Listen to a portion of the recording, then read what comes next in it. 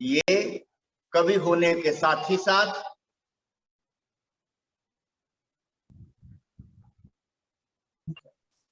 अकबर के मुख्य सेनापति भी थे। कहा जा सकता है कि बहुआयामी प्रतिभा के धनी थे। इन्हें अरबी, फारसी, हिंदी, संस्कृत सभी भाषाओं का ज्ञान था। ये युद्ध कौशल भी उतनी ही बारीकी से जानते थे जितनी कवित्व शैली। इनकी कविताई में नीति से संबंधित दोहे पाए जाते हैं, श्रृंगार से संबंधित दोहे पाए जाते हैं और भक्ति से संबंधित दोहे पाए जाते हैं।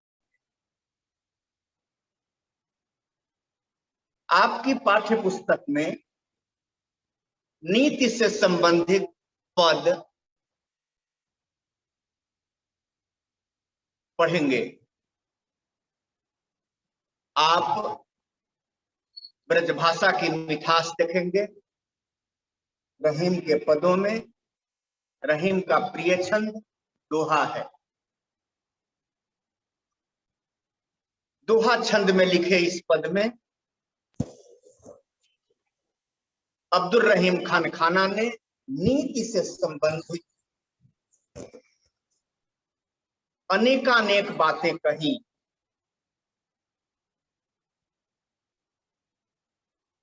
पहले पद की व्याख्या मैंने आपको बताई थी। कवि ने बतलाया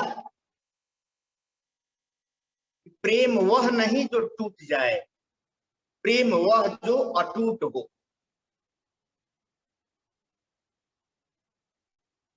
कवि ने बतलाया कि प्रेम उस महीन धागे के समान है। प्रेम में भावनाओं के धागे पिरोए जाते हैं, भावनाओं के अटूट धागे होते हैं। जब वह विच्छेदित होता है तो प्रेम को आघात लगता है और जिस तरह धागे में गांठ पड़ जाती है उसी प्रकार प्रेम के बंधन में भी गांठें पड़ जाती है।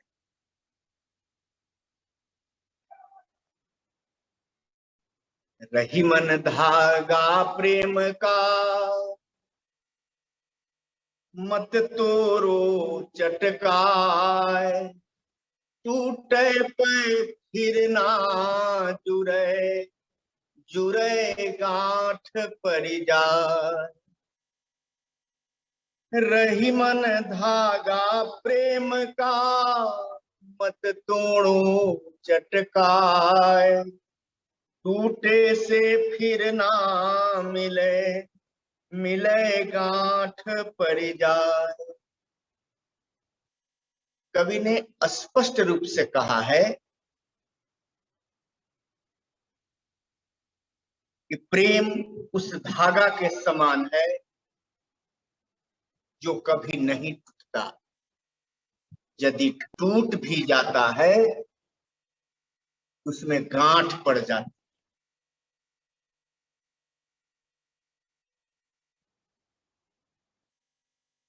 दूसरे पद में मैंने बतलाया था आपको, रहीम ने नीति की दूसरी बात आपके सामने रखी। नीति परक पहली बात आपके सामने रखी कवि ने कि प्रेम का धागा अटूट होता है, इसे नहीं तोड़ा जाए। यदि टूट भी जाए उसमें गांठ पड़ जाती है। कवि ने हमें बतलाया प्रेम अटूट है, प्रेम टूटने की चीज है ही नहीं। दूसरे दोहे में कवि ने हमें बतलाया कि अपने मन के भाव को किसी के सामने प्रकट ना करें। अपने मन की व्यथा को, अपने मन की पीड़ा को, अपने दुख को किसी के सामने प्रकट न करें। दुख बांटने वाला तो कोई नहीं मिलेगा, उपहास करने वाले बहुत मिल जाएंगे। सर उपहास करने वाले मत। रही मन निज मन की बिथा, मन ही राखो गोय, सुनिय ठिलई हैं लोग सब, बाटी न लय हैं कोय। कवि का कहना है कि अपने मन की व्यथा को, अपने मन के दुख को मन में ही रखिए। अपने दुख को आप संसार के सामने जब प्रस्तुत करते हैं तो दुनिया वाले आपके दुख को बांटेंगे नहीं, आपके दुख का उपहास करेंगे। वो आपकी खिल्ली उड़ाएंगे, आपका मजाक उड़ाएंगे, आप समाज में मजाक की वस्तु बन के रह जाएंगे। आपका दुख कोई दूर नहीं करेगा, आपको मखौल की वस्तु बना दिया जाए। मैं समझता हूं इन दो पदों में अब कोई दिक्कत नहीं रही होगी। आप सभी अपना वीडियो ऑन करके पढ़िए, वीडियो ऑफ नहीं करना है। तीसरे पद में ध्यान से देखेंगे,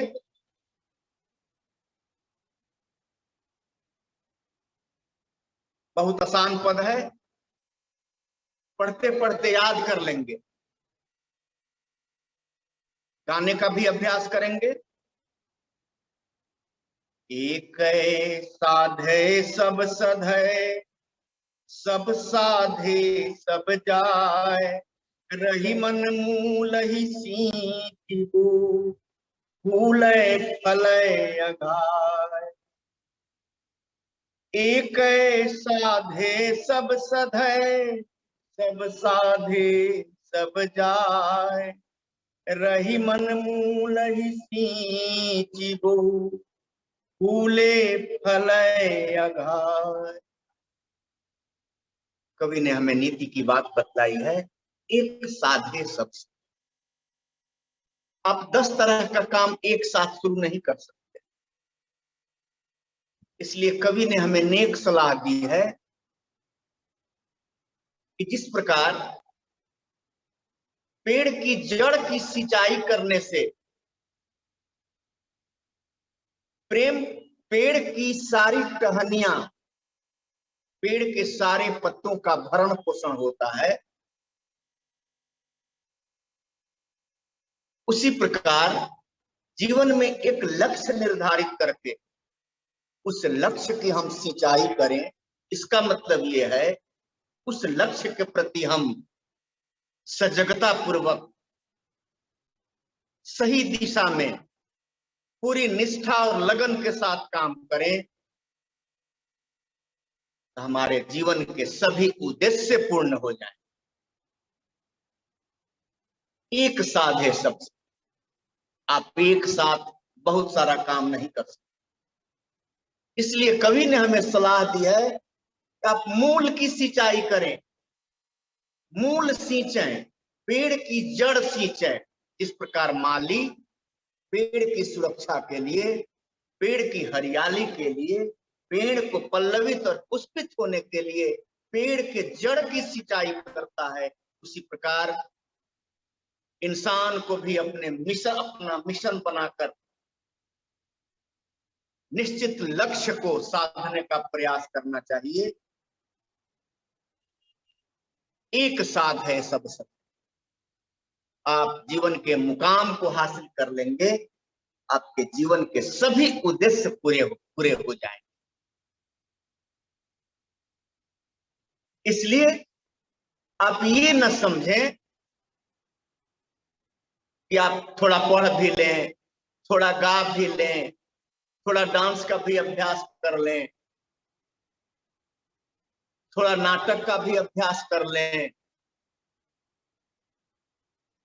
एक अच्छा प्लेयर भी बन जाएं, सब कुछ थोड़ा थोड़ा ही रह जाएगा, आप अपने लक्ष्य को प्राप्त नहीं कर पाएंगे।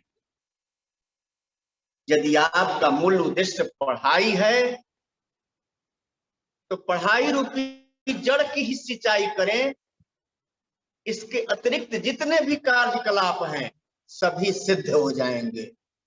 एक साधय सब सधय, और नहीं तो प्रतिकूल परिणाम होगा।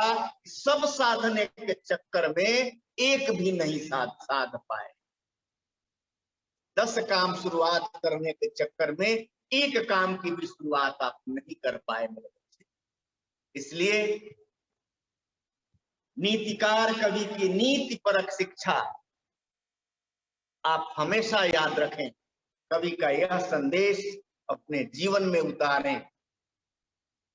एक साधय सब सधय, मूल को साधते हैं, एक को साधते हैं, सब सध जाता है।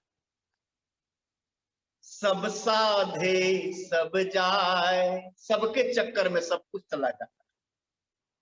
रही मन मूल ही सींचिबो, फूले फले अघाय।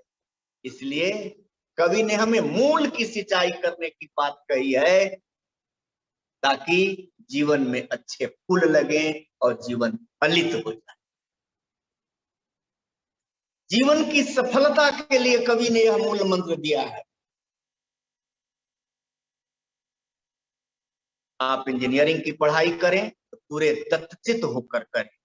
आप मेडिकल की तैयारी करें तो पूरे मनोयोग से करें, किसी और के बारे में न सोचें।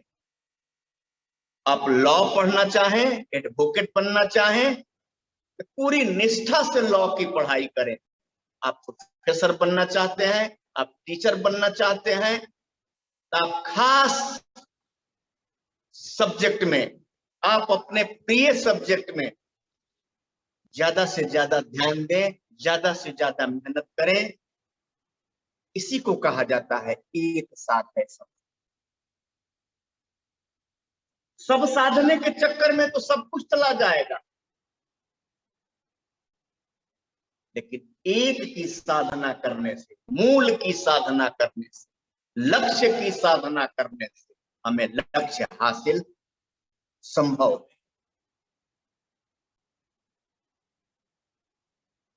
अगला पद देखेंगे। चित्रकूट में रमि रहे, रही मन अवध नरेश। जा पर विपदा पड़त है, सुआवत यह देश। चित्रकूट में रमि रहे, रही मन अवध नरेश। जा पर विपदा पड़त है, सुआवत यह देश। देखिए कवि ने कैसा उदाहरण दिया, श्री राम से संबंधित उदाहरण दिया। चित्रकूट में अवध के नरेश राम रमे हुए।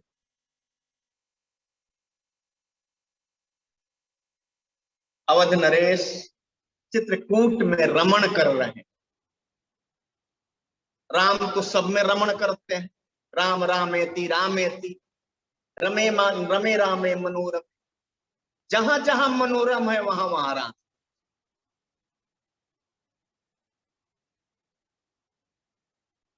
हर जीव में, हर जंतु में, हर वनस्पति में, सब में वास है। लेकिन यहाँ कवि दृष्टांत क्या दे रहा है? दृष्टांत अलंकार का सहारा लेकर कवि क्या कह रहा है कि चित्रकूट में रमि रहे, चित्रकूट में अवध नरेश राम रमण कर रहे।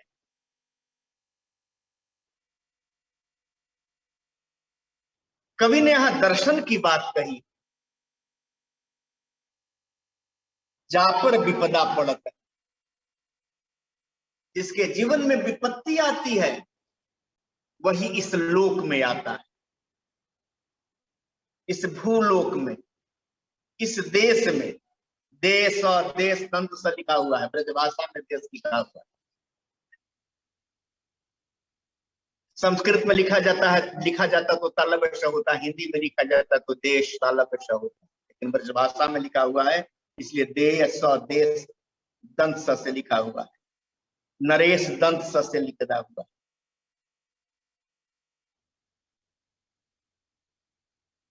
अवध नरेश, श्री राम को भी विपत्ति ने नहीं छोड़ा और श्री राम को भी इस धरती पर आना पड़ा।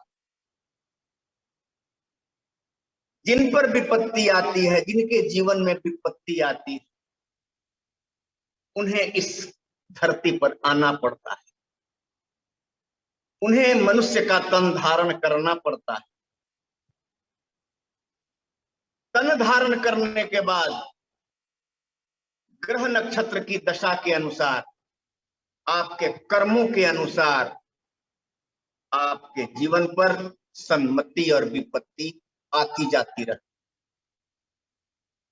इसलिए कवि ने यहां उदाहरण दिया कि विपत्ति ने राम को भी नहीं छोड़ा।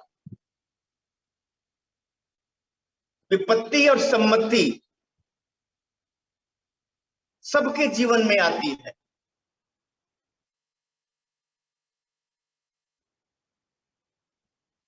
जहां सम्मति है वहां संपत्ति है, जहां कुमति है वहां विपत्ति है।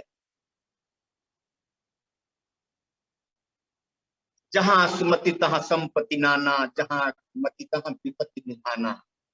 गोस्वामी तुलसीदास ने श्री रामचरितमानस में भी कहा है, सुमति कुमति दोनों एक ही हृदय में वास करती।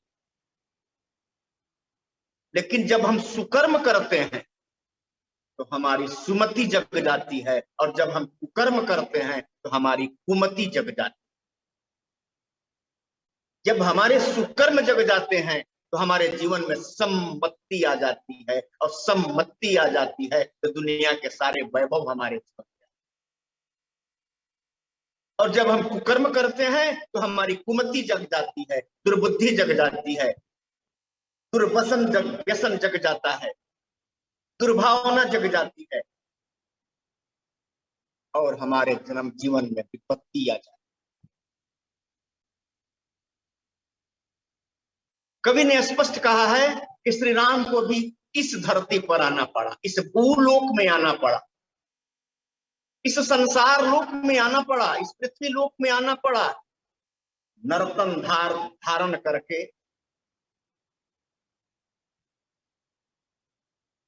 आना पड़ा।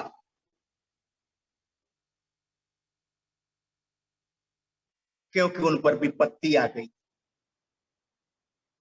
उन्हें राज्य से निर्वासित कर दिया गया था, इसलिए वे चित्रकूट पहुंचे। यदि निर्वासित नहीं किया जा गया होता तो वे जंगल जंगल घूमते नहीं फिरते। लेकिन श्री राम जंगल जंगल घूमते फिर रहे। कवि का मानना है, जिन जिन के ऊपर विपत्ति आती है उन्हें इस धरती पर आना पड़ता।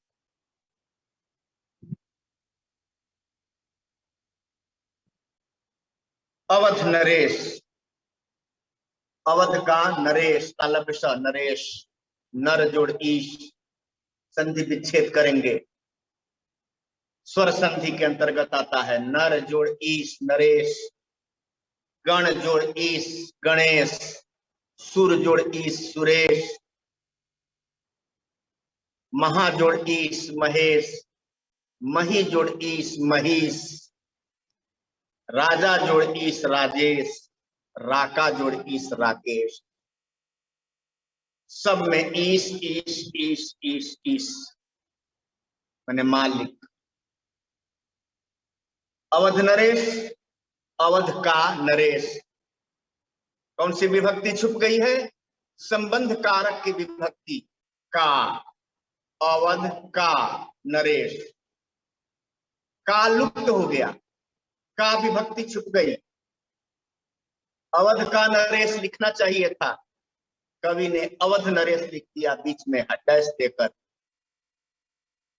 का की विभक्ति का लोप हो गया, इसलिए संबंध तत्पुरुष समास हो गया। अवध नरेश में संबंध तत्पुरुष समास हो गया। अवध का नरेश। देश, दे अस दंत स, देशज शब्द है, देशज भाषा का शब्द है देश दंत स।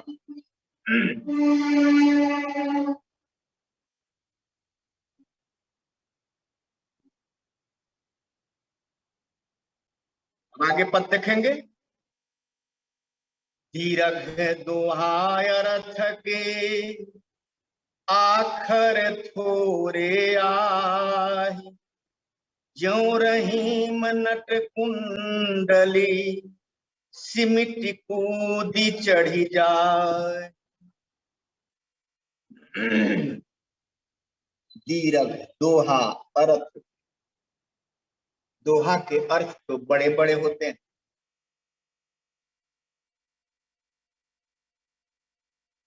अक्षर से अर्थ प्रकट नहीं किए जा सकते, भाव से अर्थ प्रकट होते हैं और अर्थ से भाव प्रकट होते हैं।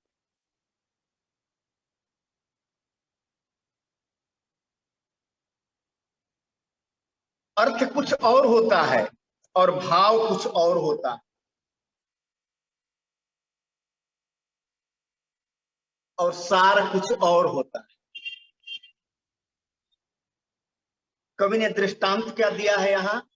दृष्टांत मतलब उदाहरण।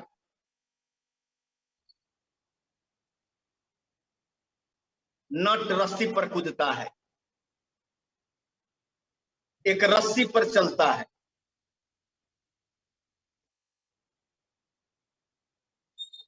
पूरे शरीर का वजन केंद्रीकृत करके, पूरे कंसंट्रेशन के साथ एक रस्सी पर अपना संतुलन बनाकर चल देता। जीवन में यही संतुलन बनाने की जरूरत है।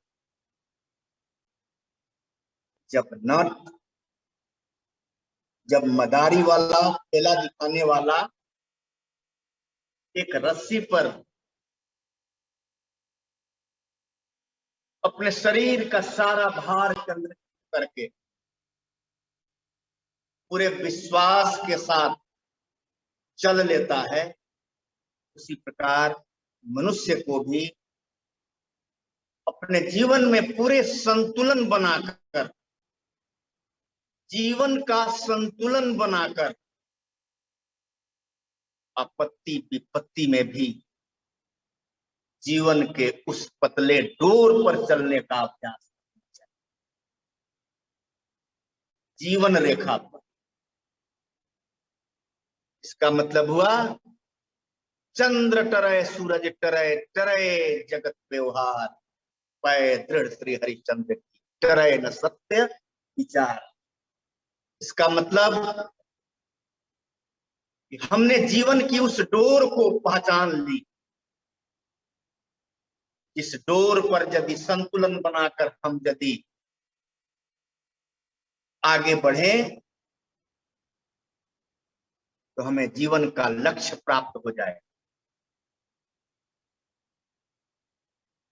कवि ने संतुलन बनाने की बात कही है, कवि ने एकाग्रता बनाने की बात कही है। एकाग्रचित्त होकर पूरी तन्मयता के साथ, पूरी निष्ठा के साथ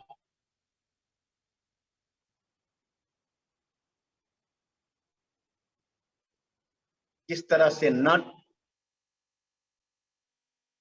रस्सी पर चल लेता है, उसी प्रकार, उसी तरह से इंसान भी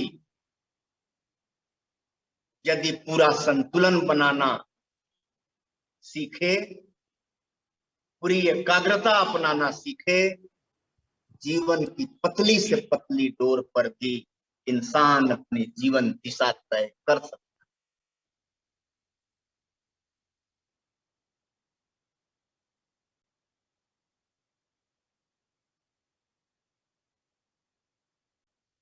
ऊपर के पद में कहा कि जिसे दुख आता है वो धरती पर आता है। श्री राम के जीवन में विपत्ति आई थी, इसीलिए राम चित्रकूट आए थे। देखिए कितनी बड़ी बात, यहां भी गागर में सागर भरने वाली बात हो रही है। कितना गूढ़ रहस्य छुपा हुआ है इन पदों में, और कवि किस तरह आसानी से कहकर निकल जा रहा।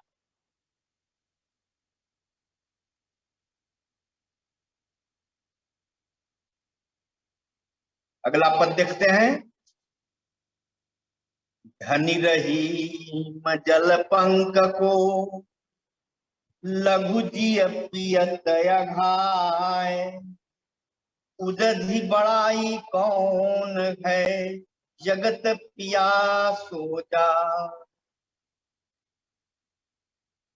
धनी रही मजल पंक को, लघु जिय पियत अघाय।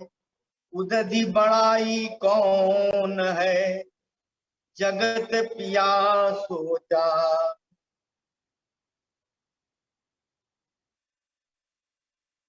कविवर रहीम ने कहा कि धन्य है वह जल जो पंकिल है, धन्य है वह जल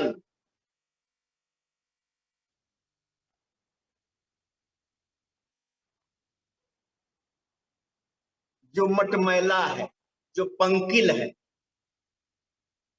जो पंख में सना हुआ है, वह जल धन्य है। क्यों धन्य है?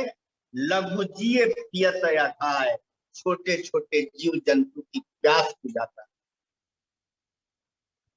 जो जल प्यास बुझाता है, जो जल छोटे छोटे जीव जंतुओं का प्यास बुझाता है, वह जल धन्य है।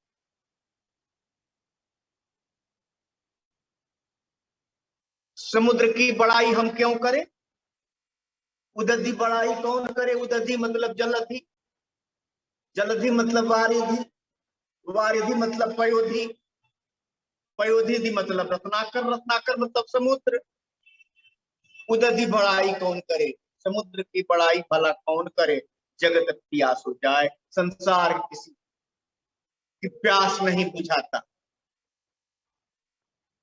जो लोगों की प्यास बुझाता है, जो जीवों की प्यास बुझाता है, वह जल जल है। और वह जल जो लोगों की प्यास नहीं बुझाता, वह जल जल नहीं है, वह जल निर्जल है। कवि ने कहा कि प्रशंसा तो उसकी होनी चाहिए, उस पंकिल जल का, उस मटमैले जल का, उस कादों के साथ मिले हुए जल का, जो छोटे छोटे जीवों की प्यास बुझाता है।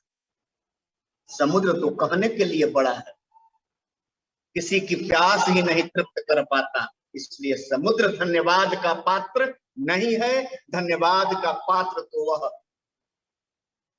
कीचड़ का जल ही। इसका मतलब छोटे सरोवर का जल, कुआं का जल मीठा है, इसलिए वह धन्यवाद का पात्र है। जीव जंतुओं को की पिपासा को शांत करता है, और समुद्र का जल किसी की पिपासा को शांत नहीं करता, इसलिए वह जल सिर्फ जल राशि है, वह धन्यवाद का पात्र नहीं।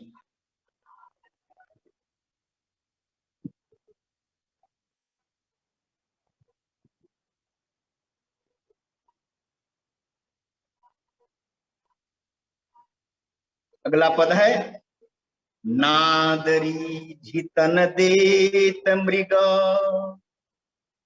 नाद आवाज, रीझ रीझना, तन देत मृग। नर धन हेत समय, दे रहीम पशु से अधिक। रीझेहु कछु न दे। नाद आवाज, रीझ रीझना खुश हो जाना, तन देत मृग आवाज नहीं देता मृग।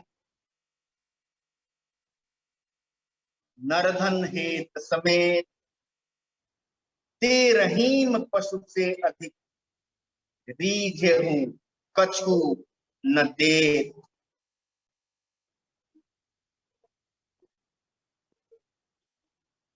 जिसके पास जो देने वाली चीज है वही दे। हमारे पास कुसंगति है तो हम आपको कुसंगति ही देंगे, हमारे पास सत्संगति है तो हम सत्संगति ही देंगे।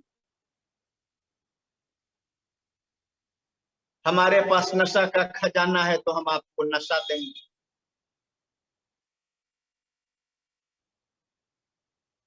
हमारे पास दुर्भावना होगी तो हम आपको दुर्भावना बांटेंगे। हमारे पास सदाचार होगा तो हम सदाचार बांटेंगे। हमारे पास जो है वही हम आपको बतेंगे, हम वही आपको बांटेंगे। उसके अलावे और कुछ मेरे पास है ही नहीं।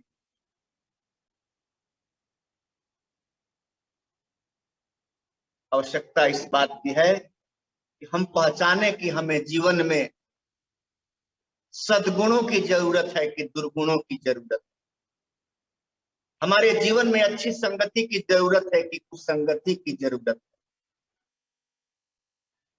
क्या हम सुपात्र बनना चाहें या कुपात्र बनना चाहें?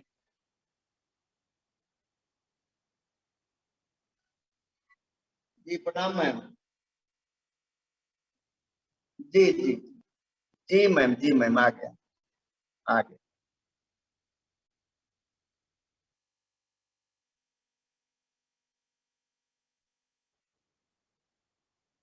धन्यवाद मेरे बच्चों।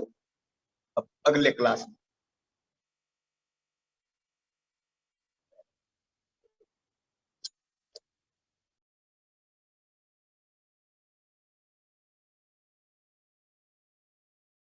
Thank you, sir.